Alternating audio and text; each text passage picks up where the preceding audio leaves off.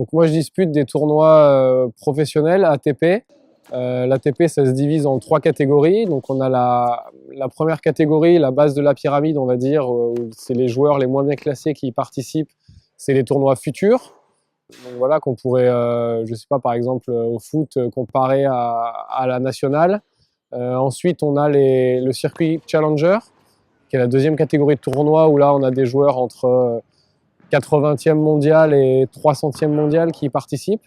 Voilà, qu'on pourrait comparer à la Ligue 2. Et puis ensuite, on a les tournois qu'on voit qui sont médiatisés. Les Grands Prix, les Master 1000, les Grands Chelems. Voilà, ça c'est la Ligue 1 du tennis. Ce sont eux qui vivent de leur métier. Les joueurs de la catégorie inférieure en Challenger, ils peuvent en vivre sur le moment, mais bon, il faudra quand même qu'ils pensent à leur reconversion. Et comme moi, qui alterne un petit peu futur et Challenger, voilà, c'est plus un pari sur l'avenir que, enfin, pour l'instant, on rentre pas dans nos frais avec la vie qu'on mène.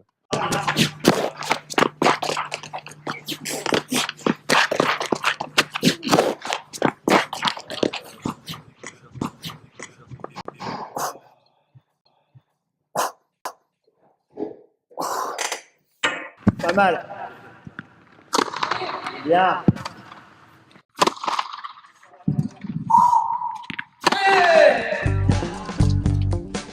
Tu peux venir croiser. Alors j'ai commencé à jouer au tennis à l'âge de 4 ou 5 ans avec ma mère qui est prof de tennis. J'ai 2 parents qui sont professeurs de PS, donc voilà, j'ai baigné dans le sport depuis tout jeune. J'ai continué jusqu'à aujourd'hui en menant des études en parallèle jusqu'à mon bac à 18 ans, puis une licence en STAPS à 21 ans, avant de me lancer sur le circuit professionnel ATP, que je joue encore actuellement. Donc voilà, j'ai commencé le circuit maintenant il y a 4 ans. Là, je suis sur un nouveau projet à Lyon, une nouvelle structure d'entraînement pour continuer dans cette voie-là.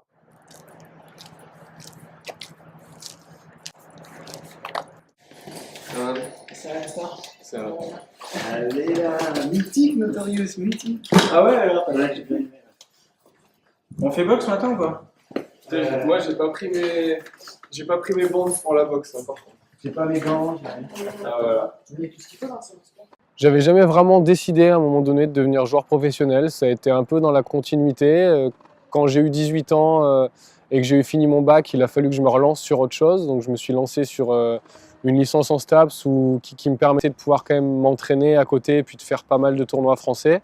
Voilà, moi j'étais un passionné de tennis, donc j'avais envie de continuer à jouer tout en continuant un peu à faire des études. Et durant ces 3 ans, j'ai eu quelques résultats. J'ai commencé à faire 1 ou 2 tournois professionnels où j'ai vu que j'arrivais à gagner quelques matchs intéressants. Donc c'est à ce moment-là, à l'issue de cette période, donc vers les 21-22 ans, que je me suis dit allez, je tente ma chance sur le circuit ATP. Ça commençait à midi. Le juge arbitre, il te disait on joue à 11h. Finalement, après, t'es arrivé à 11h. Il te disait non, 11h30, non, midi, non, midi 30. Tu vois, il pouvait pas te dire d'un coup. À 14h, voilà, il pouvait pas te dire d'un coup 14h, au moins Ouais. tu rentres, tu te poses et tout, machin.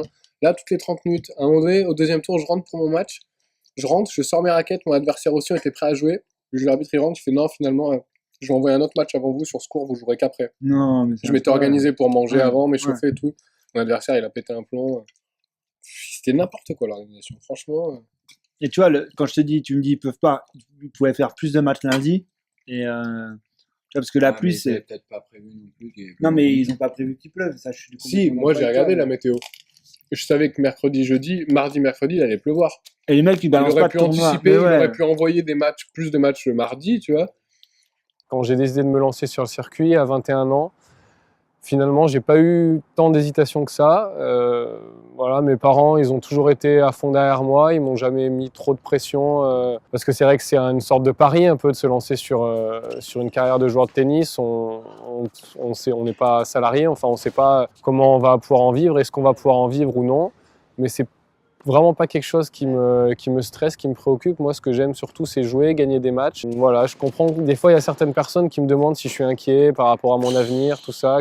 Voilà, c'est vrai que je fais pas d'études à côté, je fais que jouer au tennis et puis je gagne pas vraiment ma vie grâce à ça. Mais Des fois, je le compare même à des études. Grâce à mon niveau en sport, en tennis, j'arrive aussi à me faire des contacts, j'arrive à rencontrer des personnes que je n'aurais peut-être pas rencontrées en faisant des études classiques. C'est vrai que je me suis fait mes petits sushis.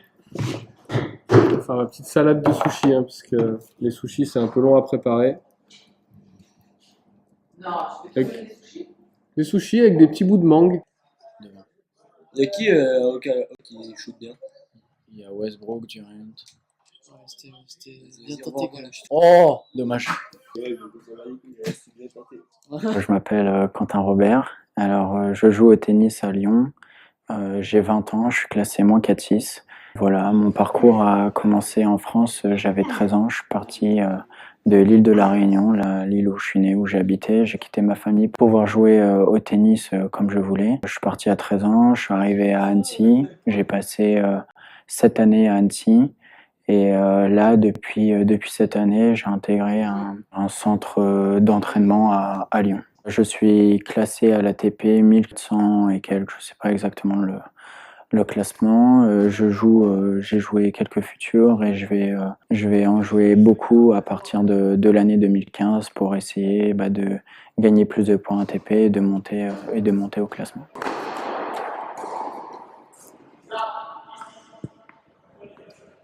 Bon les gars, il y a Dim qui arrive tout à l'heure pour manger. Vous avez pris votre douche, parce qu'après on passe à table, on va faire le repas. Vous la prenez, comme ça on mange après? Oh, tout de suite, comme ça, quand Dim arrive, on mange et nous on prépare le repas. Tu peux pas un gratin. On va mettre un peu plus de râpé là, par-dessus. Voilà. T'as pas d'olives, Mich? Moi j'aime bien les olives. Les olives, on a le gratin de quinoa. À côté, pas dedans. Est sorti le pain? Le pain, il doit y en avoir un truc. On peut le mettre au four en dessous. Bon alors ici nous sommes dans une crèche en fait qui a été réaménagée en appartement où il y a 5 chambres et où l'on accueille 3 joueurs avec 3 entraîneurs et un intendant. L'intendant c'est Michel Gordon qui est là ce soir. En fait Michel a pour rôle de véhiculer les jeunes dans les entraînements, mais aussi de les accompagner par moments en tournoi et de les encourager. Voilà, c'est notre premier supporter. À côté de lui, eh bien, il y a Hugo Blanchet, un joueur de 99, classé de 6, avec Edgar Fourgerie, qui a le même âge et même classement, et tous les deux, en fait, sont ici dans l'académie pour progresser au tennis et concilier des études le plus sérieusement possible. La première qualité importante pour un joueur de tennis, ça me paraît être le mental, parce que avant tout, le joueur doit être un véritable combattant sur le court, un fighter, quelqu'un qui lâche jamais le morceau, quelqu'un qui a toujours envie, et qui sait se battre dans n'importe quelle condition, à la fois lorsqu'il est en train de gagner et surtout lorsqu'il est en train de se perdre.